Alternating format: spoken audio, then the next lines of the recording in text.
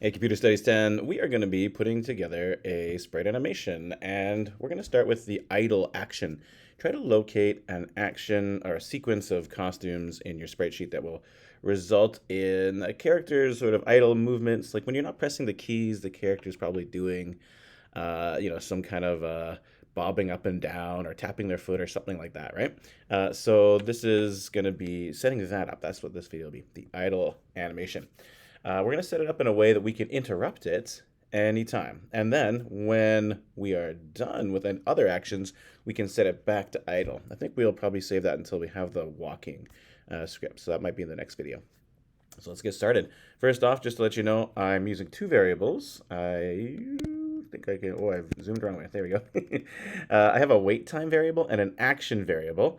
And the wait time variable is very simple. I'm just going to be plugging it into my wait blocks. And that way I can adjust all my wait blocks with a single variable. It's kind of annoying to type over and over again. Like once eventually we'll have a bunch of wait blocks. So if you have to go and manually edit those, what a pain. So I'm just always going to use this wait time variable plugged into my waits, so I can just adjust the wait time with one box and fix that there. The action variable is my other variable, and that one's going to be a variable that'll keep track of what action is my character currently doing. So this is a new concept for a variable to be storing the state of a particular sprite. So this is very much a state problem that we have to solve. A problem where we have to make sure the sprite knows what state it's in, so that it doesn't try to access the costume list from two different scripts at the same time, where we start getting it glitching out really in weird ways. So that's going to be the story here. Okay, so first of all, I'm going to just take a look at my costumes, and you'll see I've named them appropriately. I highly recommend doing this. It'll save you some troubles. So I just have my idle animations. This is Ryu from Street Fighter, if you don't know. Fantastic. I really enjoyed Street Fighter back in the day. Haven't played it very much lately, but man, he's something else. I really enjoy that character. So if you haven't found out how to cut these out, then there's a video already posted. I'll put a link in the doobly doo thing in YouTube as well. But here is our idle animation. So I got this one, Ryu idle 1, idle 2, idle 3. So there's 4 costumes altogether. I kind of regret not naming them 1, 2, 3, 4. But I won't. Will I do it right now? That's too annoying. So I'll just leave it as it is. Maybe in the future. And then I got the walking ones. They're named separately. You can see there's a lot of those. And the jumping ones are numbered separately as well. So I've just named them separately to help me keep track of what's what. Now, to make my script, you could probably guess what's going to happen. I'm basically going to take this and duplicate it. And there's 4 altogether, so I can do something like this. And I have a reasonable script for idling. I just have to switch each subsequent costume to the next one. 1, 2, and see how if I've named it, it all lines up nicely in the when I'm choosing these. It makes life a lot easier. So this will happen like once. So we can kind of see he's kind of like bobbing up and down, rolling his shoulder there. If I put it in a forever loop just to test it, this isn't the final form, but we can kind of just take a look and see. This is where you can test your wait time. Is it 0.1 good? Sometimes 0 is actually good. So depending on how, this is a little too fast. He's had a lot of coffee this morning, but for some sprite sheets, 0 will be the appropriate wait time, and I think it takes 0.01. There is a difference there, so you can get pretty fine grained with your wait time.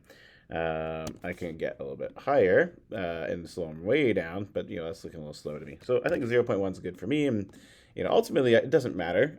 It's just to your taste, whatever you think looks good. You just choose that. Okay, so we know that works, so I'm going to take that out now because that's not the whole story. The whole story is going to be that we want this to be happening whenever the action variable is set to idle. So what I'm going to do is I'm going to get an if statement, and I'm going to do a forever if. I guess I'll just do green flag as the event, but feel free to use a broadcast event. Forever if action equals idle. That's when we will do this. So I'll grab the equals. I'll grab maybe okay. Copy. No. Oh, I guess I don't copy, do I? So idle. You have to make sure you spell it right, and you have to make sure there's no spaces on the end. That's an insidious thing. So forever if action is idle, then this will run. So if we start, okay, good. Now, oddly enough, if we change action to something other than idle, it won't stop right away. So if I change it to, say, walking, like if I do it, oops, I didn't do it. Oh, oh wait, there's other scripts.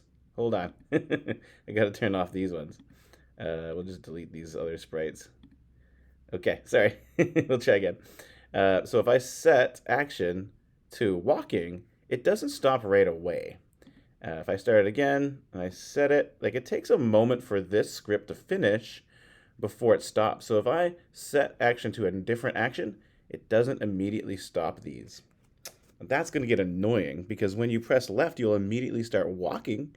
But for just a short period of time, you'll still be idling and you'll see the character glitch out. No good. It looks dumb. It just doesn't look professional at all. So we have to find a way to make this script stop immediately. Because so for if statements, it only checks if this is true, at the end or the beginning, depending on how you think of it. It doesn't check it in the middle. So if idle goes to something else and we're right here, waiting here, it's still going to do this one, it's still going to do this one, and then when it comes back around, then it checks. So that's a really important thing to understand about if statements. No problem, though, we can do this in a kind of tedious way. What we can do is just take an if statement, and we can wrap each cluster of things. So we could take this, and we can wrap that in an if statement. And we can do the same thing again and again. Duplicate. Oh, I didn't quite get it. And we have to make sure we stack the if statements on top of each other and not nest them. There's one nested if statement, this one and these ones are inside, but the rest are sort of stacked on top of each other. So now, if we've constructed it correctly, we'll be able to stop it at any time because that if statement will be happening all the way through this loop. So it's looking pretty ugly. It's looking a little ugly there, isn't it? But that's okay. That's good. Okay, so now if I were to start it, we see as soon as we set action to walking, immediately stops on whatever costume it's in. It doesn't wait to get all the way to the beginning. See, it stops right away. So this is beautiful. Well, actually, it's not beautiful. I would say this is functional and works very well. If you'd like to make it actually beautiful, though, I would suggest using a repeat loop. It's going to get a little ugly, but this is, just so you know, this is sort of extra. If you are happy with this script and you've made this script, you're good. But if you wanted to make it a little cleaner, I'd suggest using a repeat loop. So what you can do is you can do this first one, but then these ones are just sort of repeat. I guess there's so much repetition here that it just is begging for a repeat loop, right? I know how many times this is supposed to happen. It's obvious that I am supposed to, set it to a particular costume, and then go through the next three. So what I'm going to do is I'm going to replace these three. I'm going to just drop this down here, and I'm going to get an event. Control. I'm going to repeat 3 times this. But I'm not going to switch to the specific costume. I'm going to just say next costume. Nope, there it is, next costume. So next costume will just go down the line, down the list of costumes. So this will effectively do the work of all those scripts. So now this actually fits on the screen and it's a little bit tidier. Same script, but I'm not repeating myself so much. I mean, I'm using a repeat loop instead of copying and pasting these blocks. And this is nice because if you have a long, like maybe your idle action is like 10 costumes, right? It's just that much faster just to type in, 9 here to do the remaining 9 costumes. It works really well. So if you prefer the other way, no problem. You're not going to lose marks or anything. But if you want to make it really tight and, not repeating yourself, dry code is the term. Dry stands for don't repeat yourself. Then this is a little more superior. Okay, so thanks, folks. The next video, we'll be taking a look at how do we make the character go through its walk cycle. So hopefully your character has a walk cycle. If you don't have, or for whatever reason, don't have a walk cycle, then perhaps choose another action that can be interrupted. I don't know what that is, but so if you don't know either, come talk to me and we can figure it out.